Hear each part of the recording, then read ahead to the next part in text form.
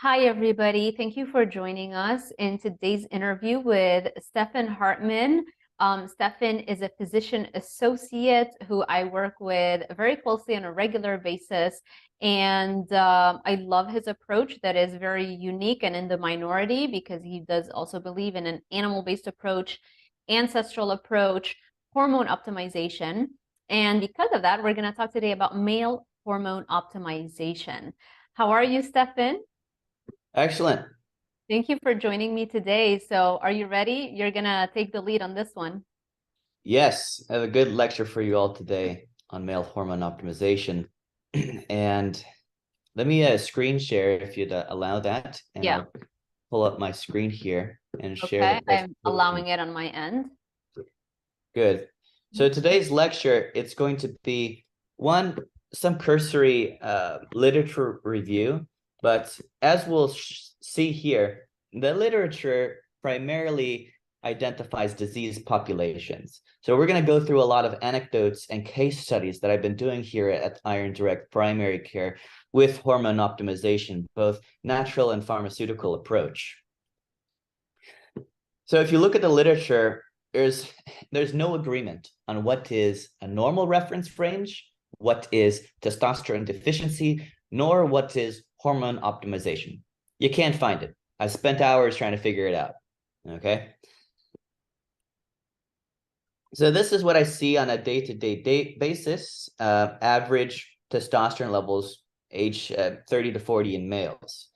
So free testosterone, maybe it's in the red on the reference range with LabCorp. Typically, I'm seeing a total testosterone between 300, 400, typically 500. That would be impressive. Free testosterone is pretty typically low. My brother and I were kind of exceptions to this rule. We have quite high testosterone levels. So we range typically in the thousands of the total, and the free testosterone between 16 and 20. So maybe we're genetic outliers for this, but I rarely see something like this in my lab work. So we asked the question, what is optimal male testosterone levels? Can the literature provide any indication, right? Because the lab reference range seems to be way too wide, right? So what I do is we ask questions. We try to identify hypogonadism or low testosterone in the male with the questions. We ask, do you have poor sleep? Do you have low motivation? Do you have poor recovery? Maybe they're having recurrent injuries. You know, they're having more rotator cuff tears. Maybe their ligaments, tendons are weaker. This is a sign also of low anabolic factors. There's lesser known reasons why you would want optimal testosterone levels, which we're going to cover here in this lecture. These include low testosterone associated with increased cardiac disease, increased all-cause mortality, and actually increased cancer rates, kind of contrary to popular belief, which we'll look at here. Most of the literature is done on bone mineral density. It is well known that you will have weaker bones with low testosterone as you age. And so treatment and optimization of testosterone is well supported in the literature to prevent osteoporosis and osteopenia in the aging male. So here's more. You can find extensive research with this association of decreased bone mineral density and lower testosterone levels.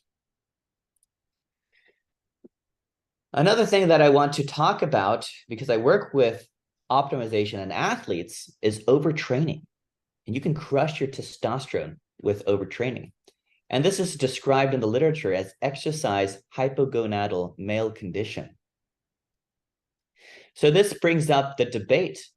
So you have athletes that overtrain because they're competing at the highest level, and they have low testosterone. So even athletes do not give us an indicator of what is optimal testosterone levels, because they can overtrain and crush their testosterone. They're still performing just fine, but maybe they have a total testosterone of 400. Does this mean they need hormone optimization and treatment? Well, if they're competing in Olympics and so forth, this is banned by the World Anti-Doping Commission, right? They're not allowed to do this. Right. And to, What go ahead. What constitutes as overtraining? It's so hard to delineate when somebody has entered. And I think most people think they're overtraining if they're just training 1, 2, 3 hours a day. Um, Yeah. and I think it takes a lot more than that. Would you agree? Yes. I would say most people aren't hitting overtraining, like 98% of the population we're talking about. Yeah. But Yeah. I sometimes see these outliers who come to me, and I see these outliers in the bodybuilders. So this is the example of someone who's using extraordinary, wait, no, this isn't it. Mhm. Is it? Oh yeah, this is it. Okay, so this is someone using extraordinary exogenous testosterone. Okay, so bodybuilders, they train twice a day. They train probably 6 days a week. Maybe they'll give themselves a rest day. This is overtraining. So they will crush their testosterone down to super low levels. They'll crush their growth hormone down to super low levels. We know this from the Liver King's anecdote. He had, I guess, depression or some issue, and this drove him to overtrain twice a day, super intense workouts, and he crushed his hormones. So he sought out replacement therapy, but it was a little bit more than that, of course. This is what these high-level athletes will do. So the testosterone, it enables them to train at this level. So they can have poor sleep, they can be overtraining, and it doesn't matter. They'll always have a high testosterone level. And even at a replacement dose, so we're talking even at 200 milligrams a week of testosterone therapy, you're at super physiologic levels like that, right? So that's what a lot of people understand when they're on testosterone replacement therapy, is you can have poor sleep, you can have a shit diet. If you're on testosterone therapy, you're going to have a consistently high level. So you're already super physiologic by replacement therapy. And then we talk about the athlete who's abusing steroids, right? So I don't prescribe these levels, but he's getting these on the black market, and he uses these to get these super physiologic levels. So we'll see total testosterone in the 2000s, right? We'll see it just indicating greater than 50 on the free, right? The lab can't even measure higher than this. Oh. The dihydrotestosterone is 159. This is extraordinarily high. Okay, his IGF-1 is super high from using HGH. 370 is pretty much impossible to achieve naturally. Okay. His vitamin D is high. I was so rare for me to find that. So vitamin D is a steroid. Okay, so of course you would want to use vitamin D as a supplement because it's another steroid hormone. So he's using vitamin D, of course. Oh, wow. Okay. And his LH and FSH are expectedly suppressed to nothing. He cannot produce his own at these levels. So these are stimulating hormones for testosterone. We can see his thyroid's pretty well optimized too. And he's not even taking the thyroid hormones. I think the way he's doing this, and we're going to cover this, I think, on the next slide, is growth hormone. Growth hormone actually will suppress the reverse T3 and will improve the conversion of T4 to T3. So I see this some in the literature, which maybe I'll bring this up here somewhere. The sex hormone binding globulin, this will suppress free testosterone.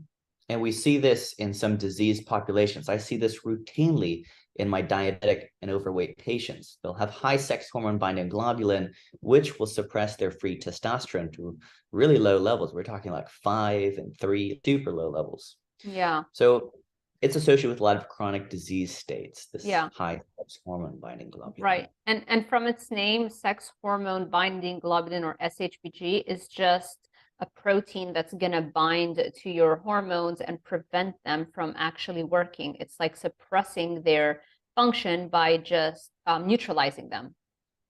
Right? Yes. Yeah. Let's talk about a couple case studies here. So this is a cool one. This is a patient who went on a raw milk fast, and it lowered his LDL and his testosterone. So you can see raw milk fasts in the old literature in the 1900s, when physicians would prescribe a raw milk diet to treat all sorts of conditions. So this patient, he didn't really have much of medical problems other than maybe high LDL particle numbers. And so he went on the raw milk fast for 5 days to see what would happen. What we see here is kind of interesting. So yes, his LDL particles dropped, pretty cool. His triglycerides dropped a little bit. His HDL worsened. But his LPIR score was insulin resistance score, which is a measure of the C peptide and the fasting insulin. It worsened. So he became more insulin resistant, which we might expect because raw milk, it's a lot of sugar. And if you're just drinking sugar over 5 days, we would maybe expect that. Right. And it has a high insulin index, right? It in and of itself, milk is going to increase insulin production and IGF-1 levels and all those things. So it's as if you're eating carbs in a way. It is. And IGF-1, yes, you're correct about that. It will increase.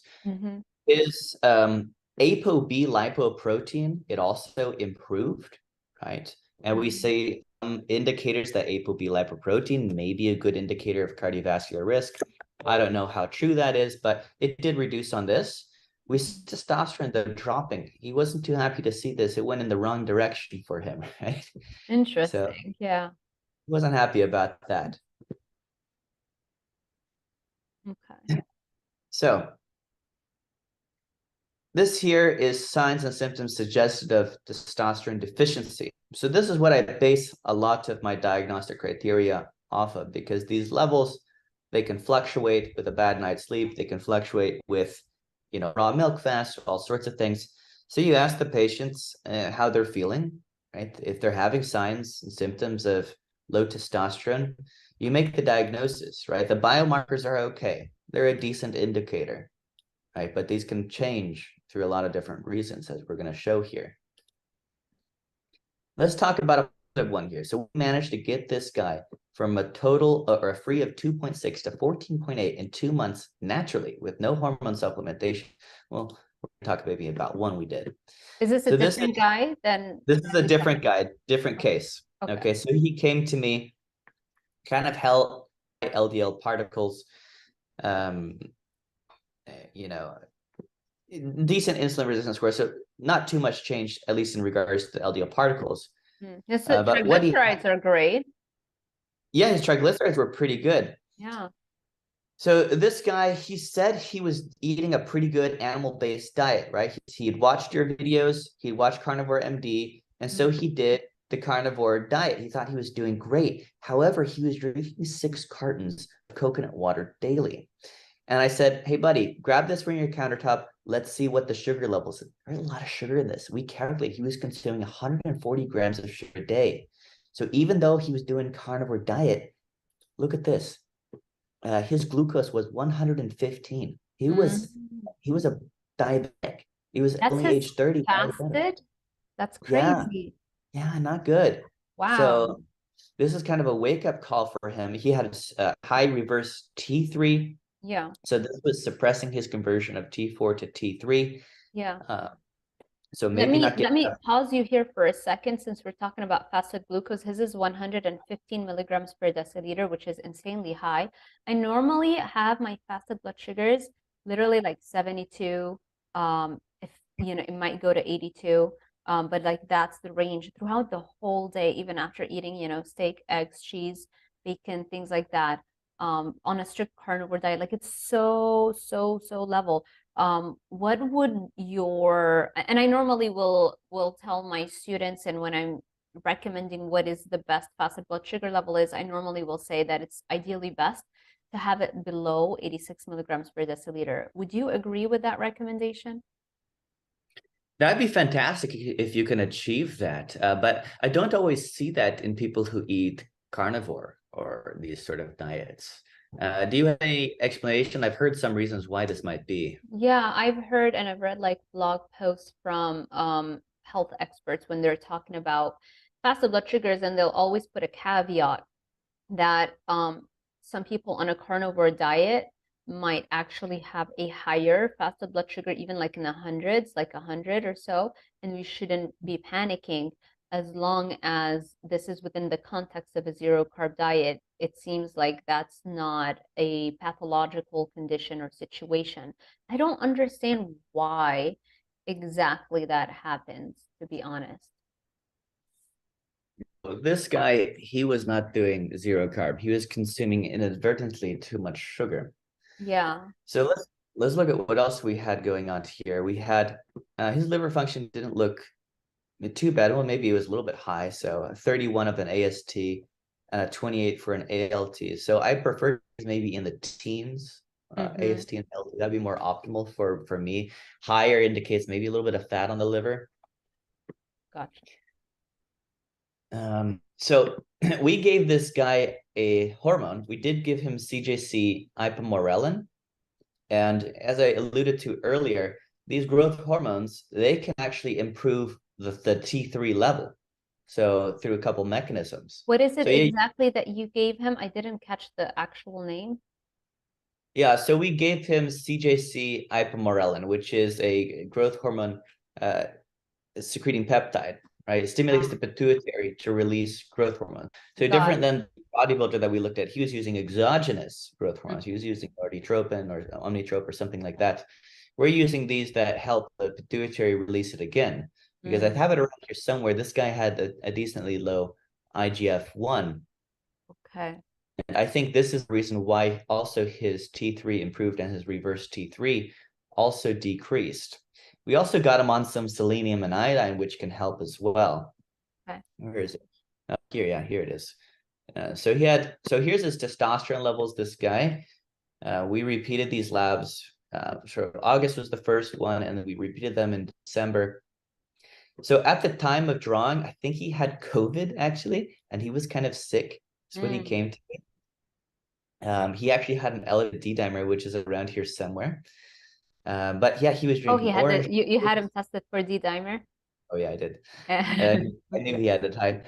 He drinks a lot of coconut juice and the orange juice, 140 grams of sugar a day. Where's his? So well, let's just look at this page first, then we'll move on to the next one. Low testosterone, total 140, free testosterone 2.6.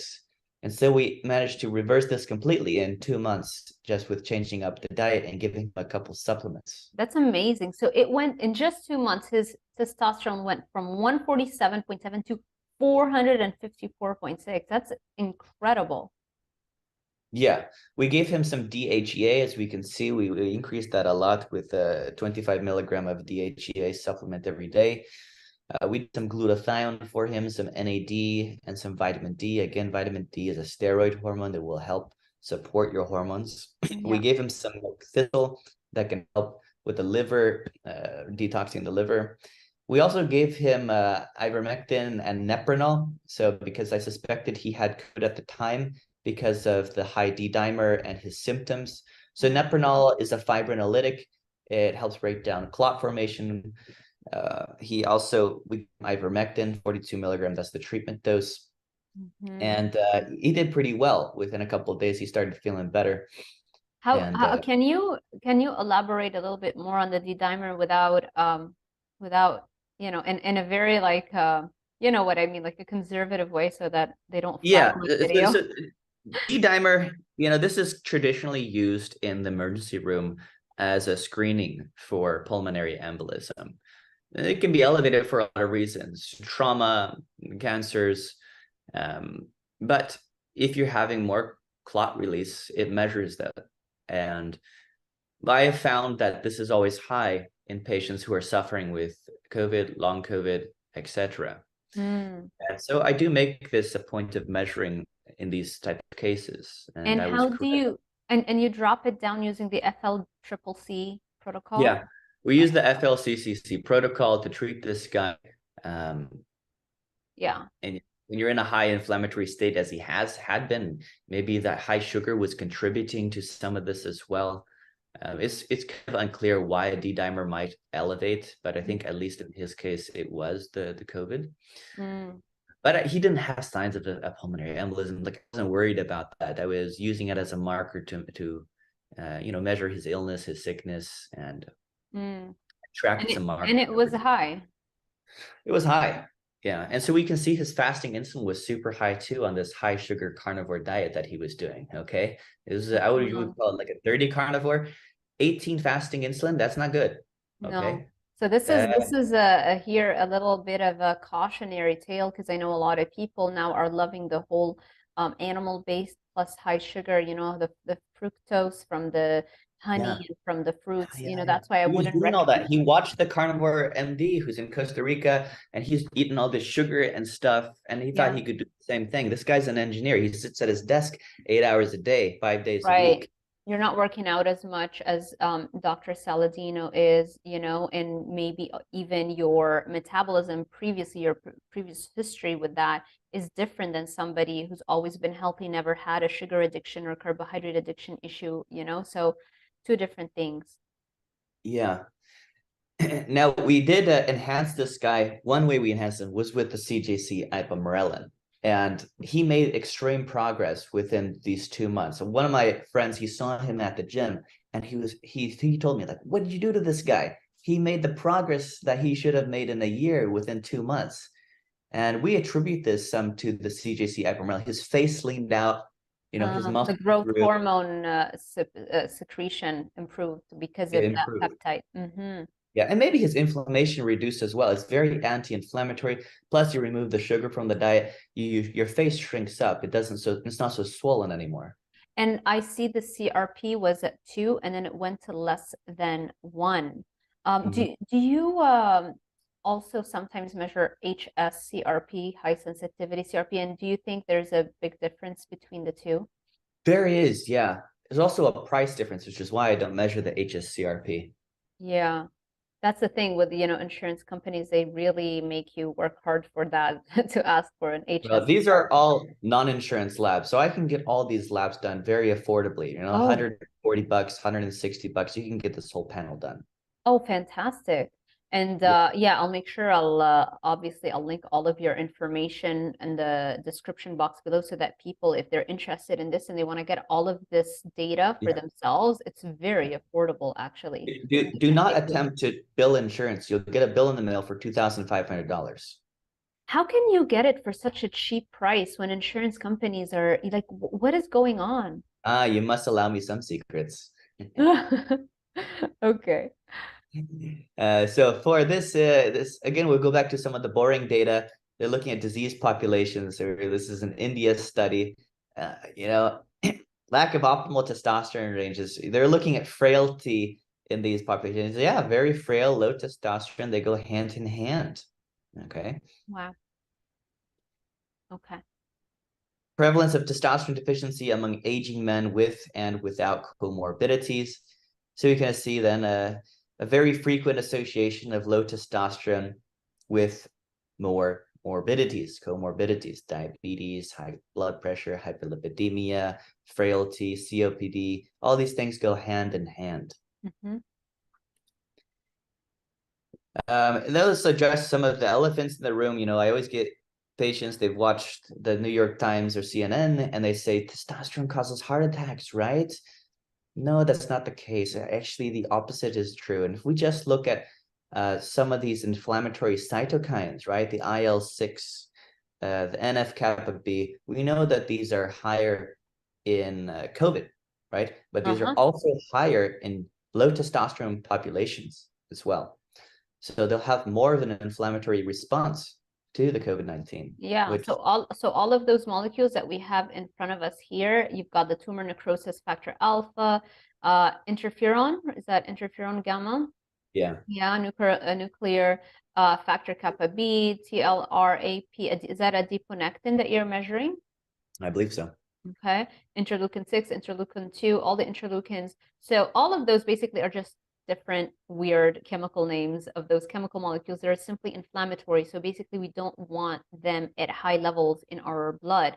And this is what happens in a state of low testosterone situation. You actually have more inflammation going on. And whenever you have more inflammation going on, then you're definitely propagating the whole cardiovascular disease pathway. Right. And we know inflammation contributes to a lot of disease processes, including heart disease. Mm-hmm. And that's probably overlooked a lot in the whole debate between, well, it's LDL that causes heart disease, it's cholesterol. Well, I think you need to have this inflammation and this damage in the first place.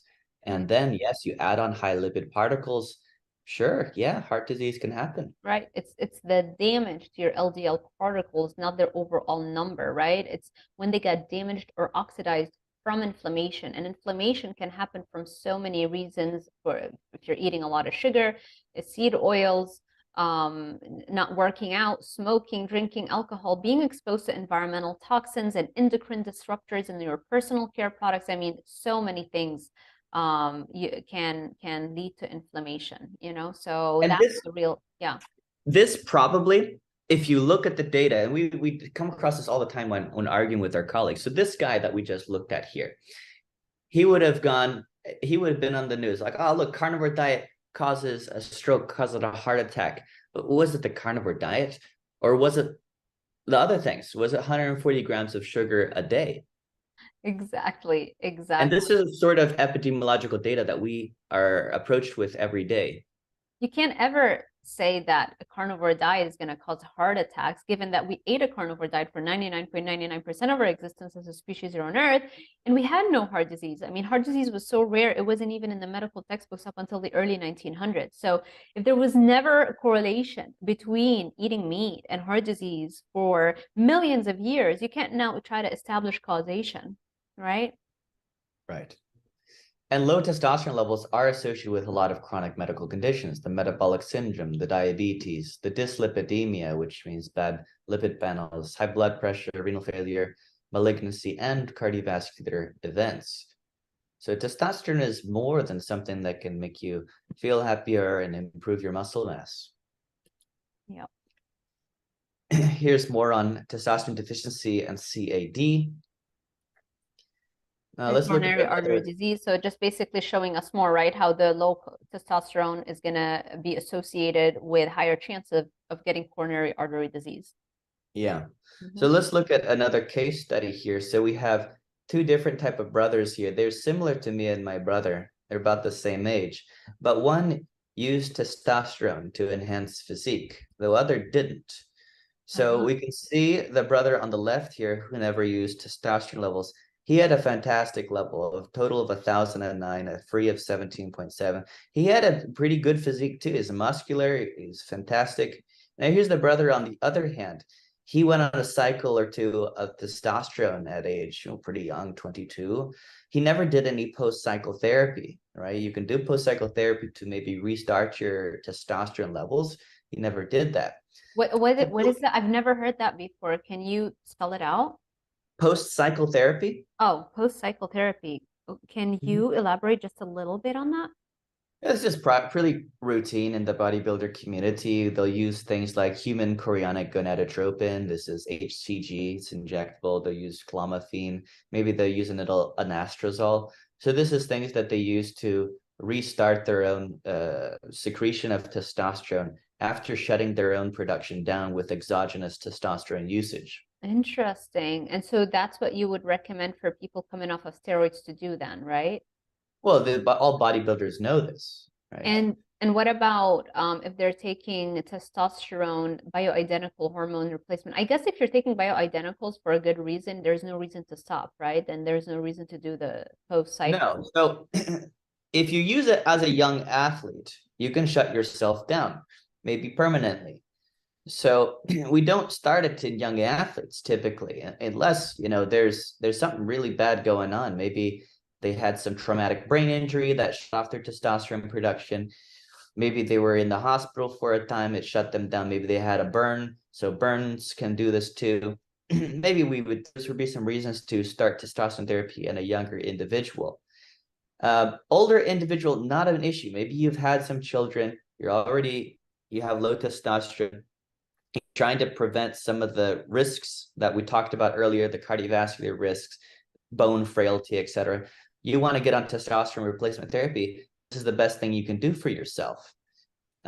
Right. Yeah, as you age, you can shut down your natural production, sure, but does it really matter at that age? No. Right, because it's already shut down due to the aging process. So at least you can slow down the aging process by taking those bioidenticals. And we know that aging is really the root cause of every major reason Americans die, like the top 10 reasons, causes of death. Aging is the major contributor. So it's the root cause for why you're going to eventually develop cancer or heart disease, etc. So if you can slow down aging, you're affecting all of these pathways.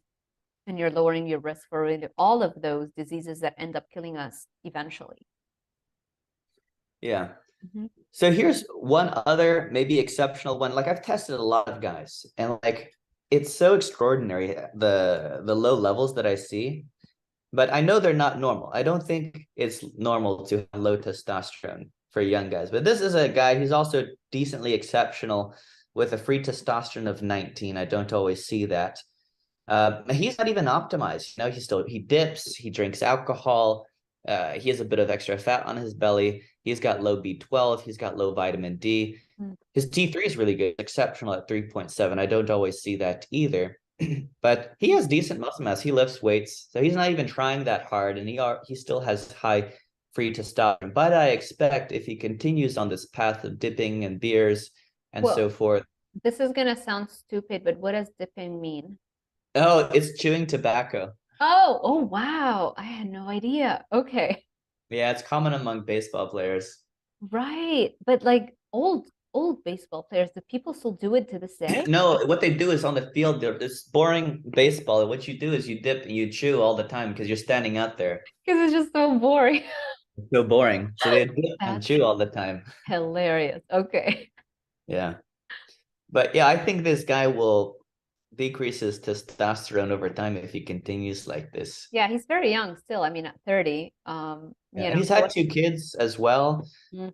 There's some indication that maybe having children will suppress your testosterone. It's true. It's true. Yeah, it lowers your testosterone. So here's ours again. We already covered that. So How old overall, is your brother? That picture was you with your brother, right?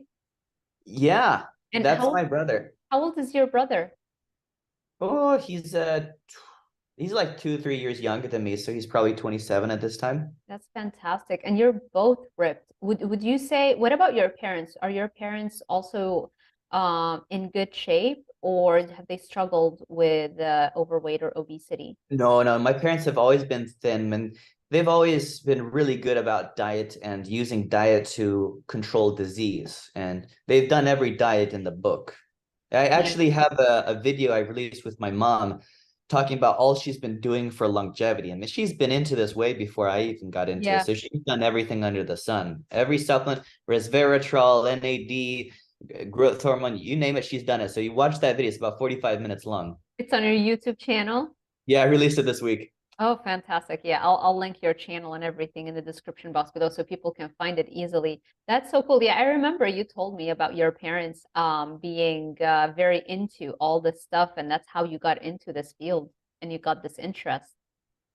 Yeah, I mean, they raised us very holistically. They never gave us any antibiotics. We never got any vaccines. Wow. You know, we never got brought to the doctor. It was always nutrition. That's it. That's amazing. Yeah. Amazing. Okay. So that may be a reason why we are outliers here and our hormones are decently preserved. Now, my brother's estrogen is a little bit high. I think he's slacked off a little bit on the diet, a little bit more alcohol use. And right now, when he got this test done, he was sitting with a little bit more abdominal fat. So that's maybe why the estradiol is a little bit high, but still his testosterone is extraordinary. So he just needs to maybe take some supplements to prevent some of that aromatization. Right, right. I think the diet also is such a huge part. And if he's using some personal care products like endocrine disruptors, that Yeah, he loves sunscreen. I can't talk him out of it. yeah, there you go. Yeah. So overall mortality and testosterone replacement therapy, less death is pretty cool, right? You Right. decrease abdominal fat. So we know that visceral fat is an independent marker of all-cause mortality. It's pretty cool. So got to watch your visceral fat. Make sure that doesn't happen. Love it. And fake news will always fear-monger the risks of TRT. I see this all the time, right? They say it causes heart disease, causes cancer. It's not true. It's all nonsense. Just look at the data. The overall preponderance of data is that higher testosterone is associated with less all-cause mortality and all-cause diseases. Could it be also that older generations of TRT maybe had different effects? Kind of like with Yeah, women, female hormone replacement therapy, like the older ones were probably increasing risk of breast cancer, but the newer bioidenticals don't carry that risk profile. testosterone hasn't been around for a long time. I think it was first identified in 1888 when a physician used a testicular extract from some animal and was injecting it in himself. And he claimed it was like the cure for aging. So you can use bioidenticals. The synthetic stuff, I wouldn't get into that so much. A lot of kids nowadays, they're getting on these synthetic testosterone. You can get them over the counter in some supplement stores. Wouldn't do that, right? Really? Since Oh they yeah. can, what are you mean, you're talking about steroids? Yeah, we're talking about non-bioidentical testosterones or synthetic sort of testosterones, and they're using a lot of these like oxandrolone and stuff like that. Okay, so aren't those illegal? This is a gray area. I mean, they buy it online or they get it at certain supplement stores. Gotcha. Okay.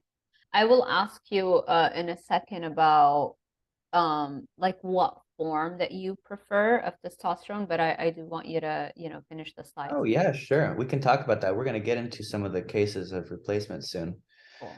Let's talk a bit about serum testosterone versus salivary testosterone and maybe the differences in between. So here's my extended hormone panel. This is the blood, estradiol 27, dihydrotestosterone 57.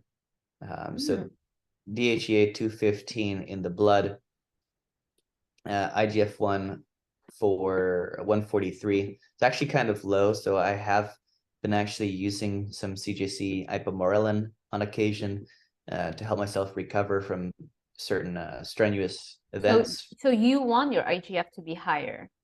I do, yeah. Okay, interesting. And is that in order to like put on muscle or is it for recovery? I use it for recovery, Hmm, right? So when I measure IGF-1 in young teens, so 15 to 16, they're in like the 300s, 400s, 500s even. really? And yeah, so I go out and I compete against these kids playing tennis, and my body doesn't always recover as quickly as theirs.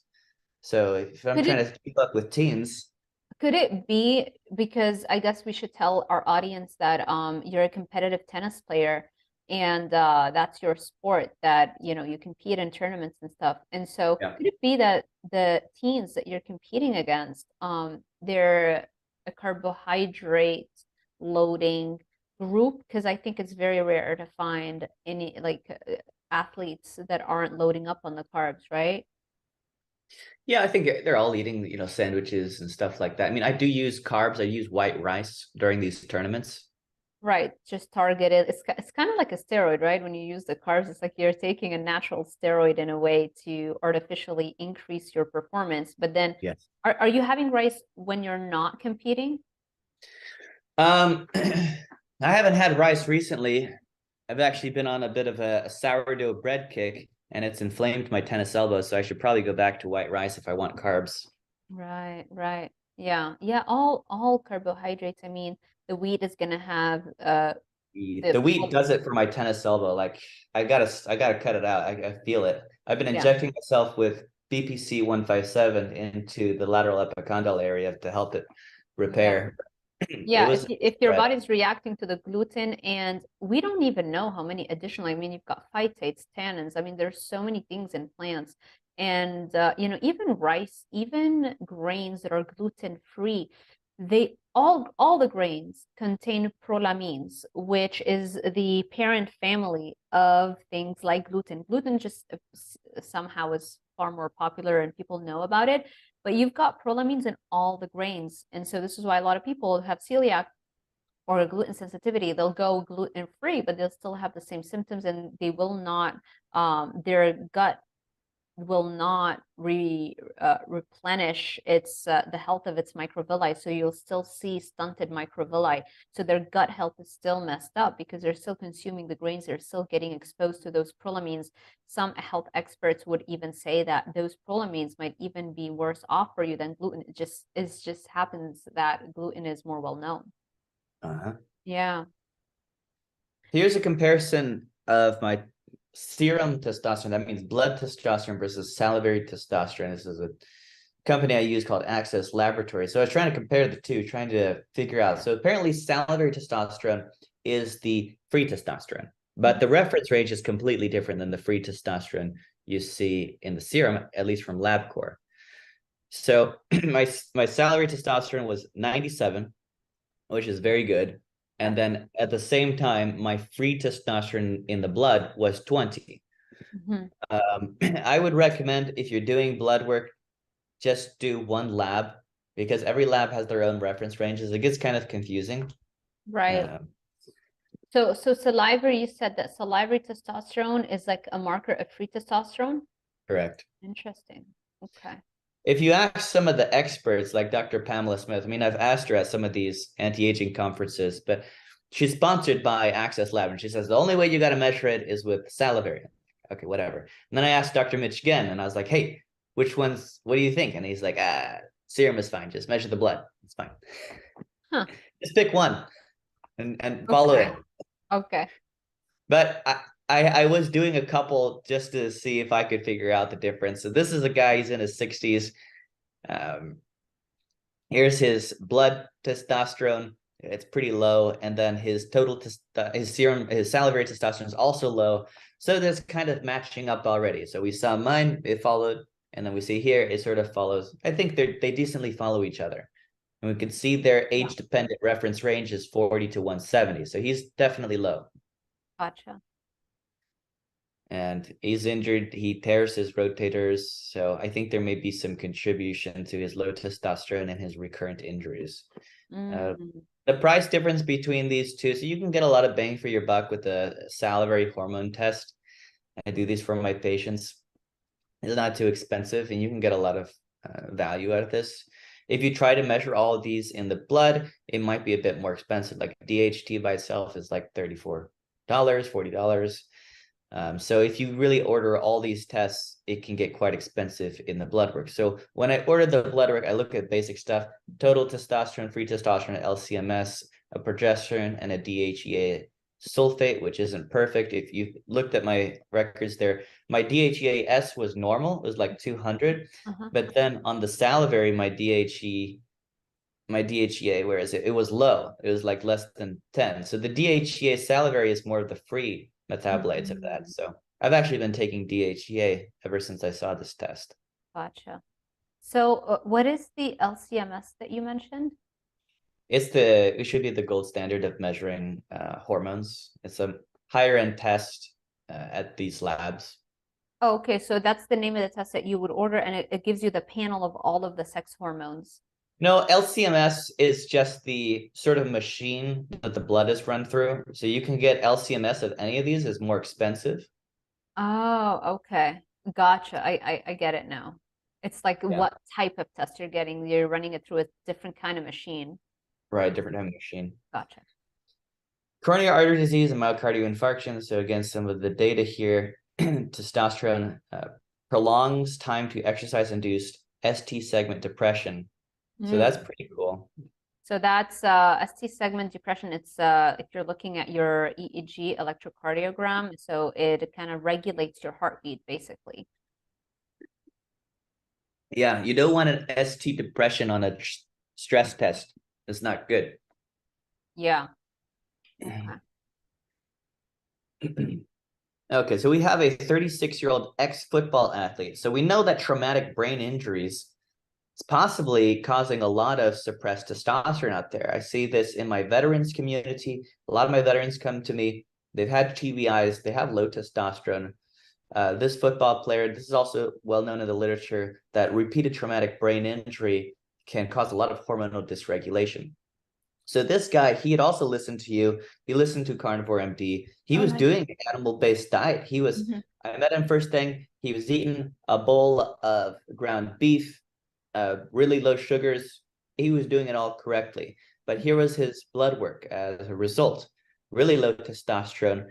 He's overweight. He's struggling to motivate himself to the gym. And he's getting there, but he's just not seeing the results. It's not fun, right? Insulin's 22, so kind of high fasting insulin.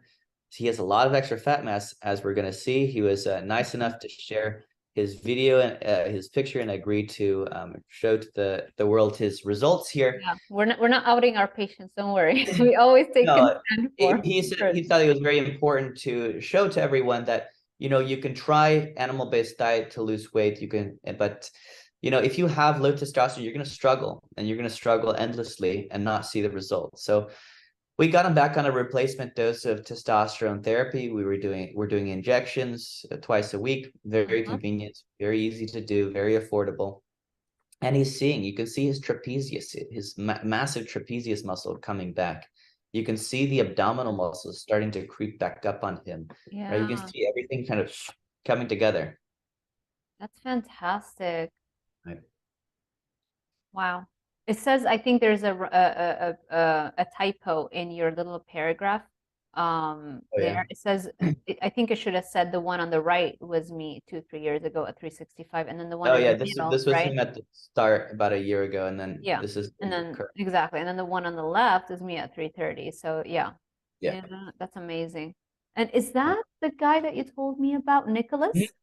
Yeah. That's Nicholas. Nice. Yeah. I was gonna ask you about him. Fantastic. Yeah. So here's some of the data, the effective statin therapy on testosterone levels. So we can see a relationship between treating patients with statins, these cholesterol-lowering agents, and lower testosterone. So there might be some risk there for that. And that could lead to erectile dysfunction, which, you know, can be very stressful, and, you know, it comes with a whole host of mental health issues. Yeah. Yeah.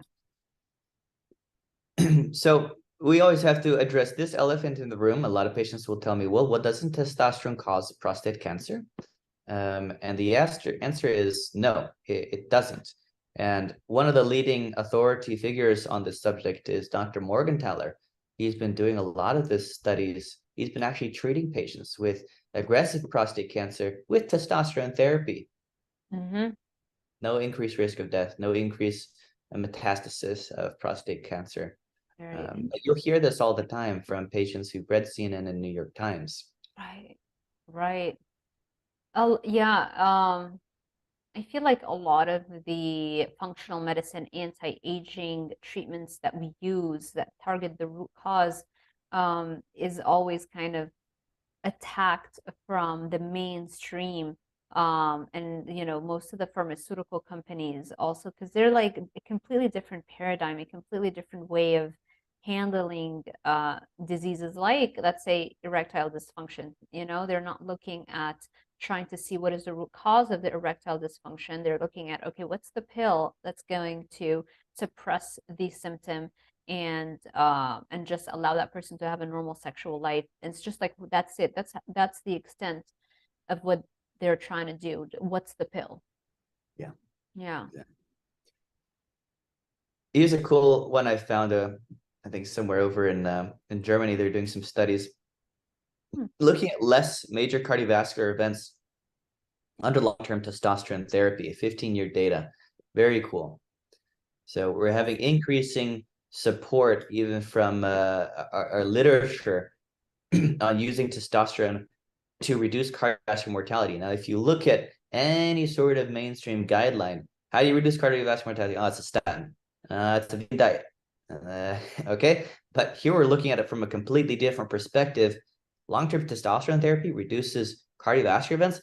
That's mind-blowing for anyone practicing conventional medicine, any medical student out there. They're not learning this.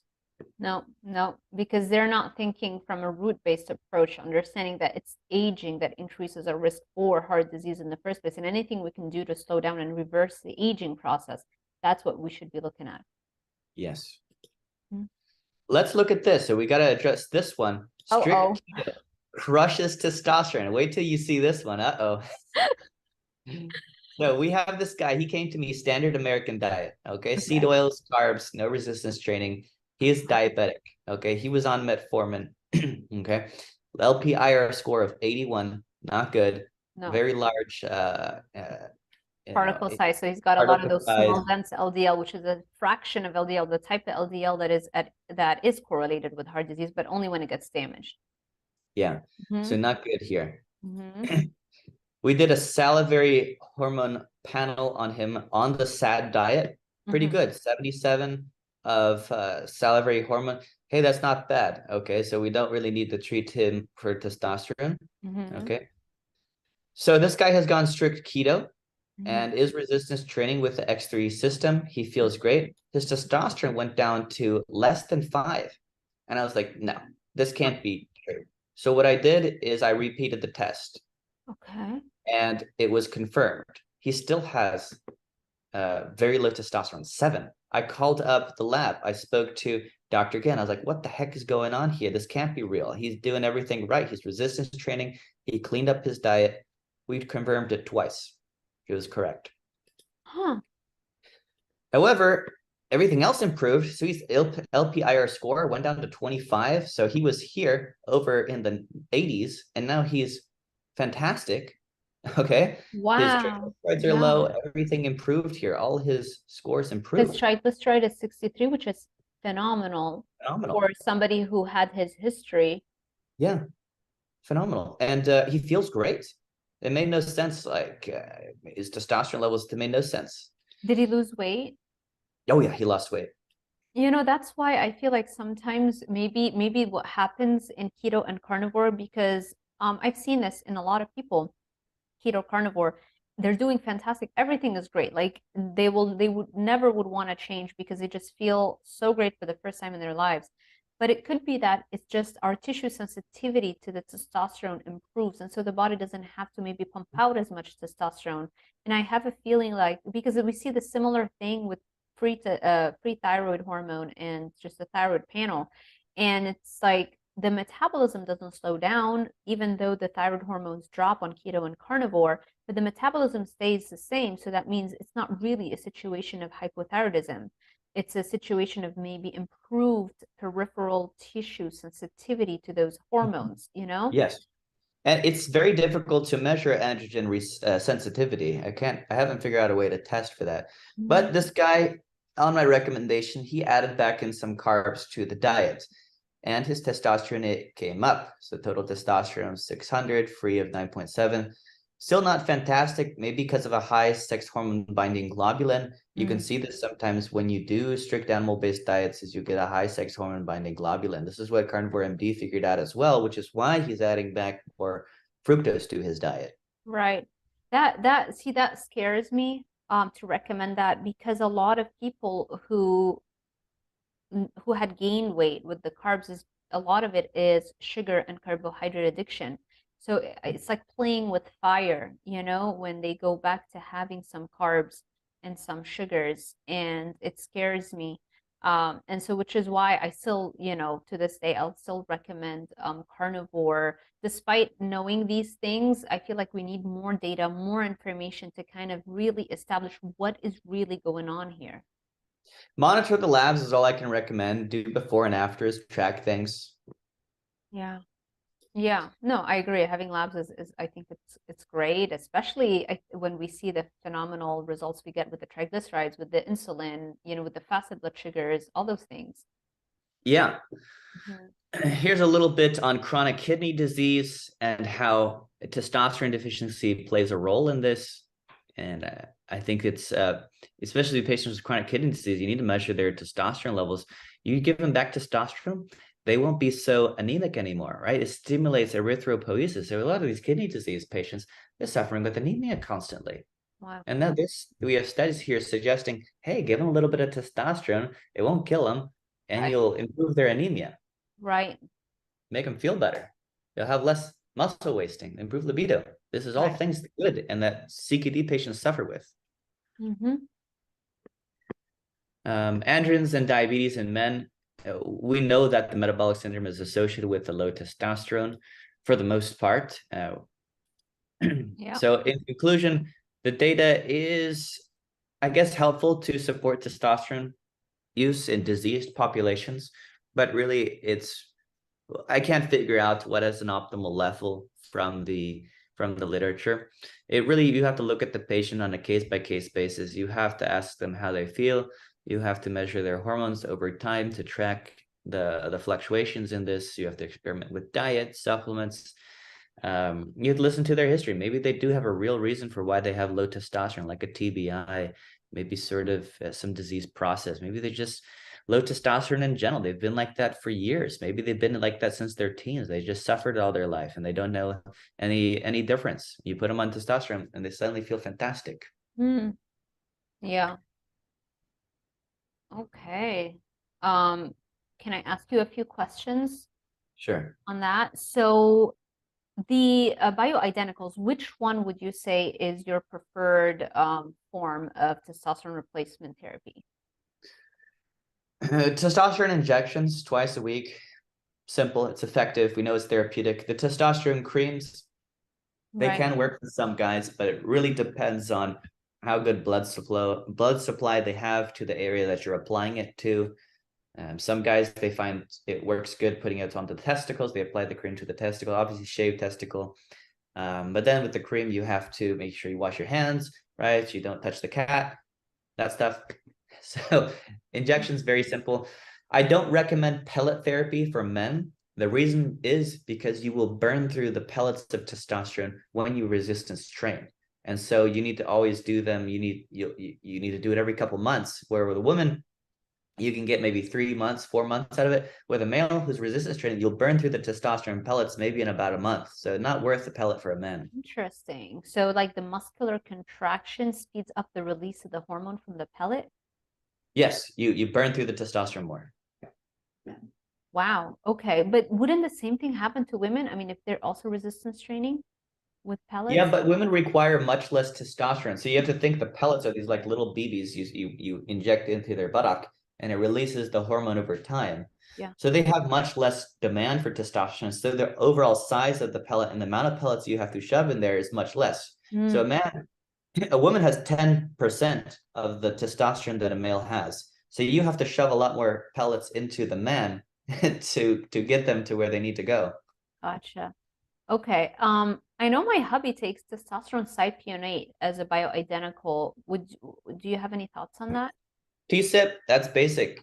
You know, dose it twice a week. So I have some guys do microdosing 3 times a week. That's sometimes more or less painless. You can use an insulin needle and you do microdoses of this rather than doing like a large volume injection twice a week. So some guys maybe even do it every other day. I've heard some YouTubers, they do it every day with an insulin like microdose.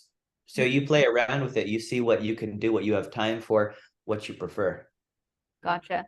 And we talked about the dangers, right? There are really no dangers for testosterone replacement therapy. And I think the only caveat that I would say here is that sometimes if you're just taking it to not address the root cause of low testosterone, maybe then that would become a problem. I think first, like try to go through a program where you're looking at your personal care products, you're looking at your diet. Don't just leave everything in your lifestyle the same way and then just take the injection, because it's like you're losing the ability now to detect if your lifestyle changes are improving your hormonal profile. Would you agree with that? The opposite of that is if you have low testosterone, you have no motivation to make any of those lifestyle changes. So sometimes you just have to treat the guy. You have to get them out of the depression. You have to give them the motivation. Yeah, you'll feel the results of going to the gym. Who wants to go to the gym and be in pain the next day and not recover because you have a testosterone total of 200? Okay, give them testosterone and suddenly they enjoy going to the gym, and all their metabolic syndrome goes away because they're training every day. Gotcha. Okay.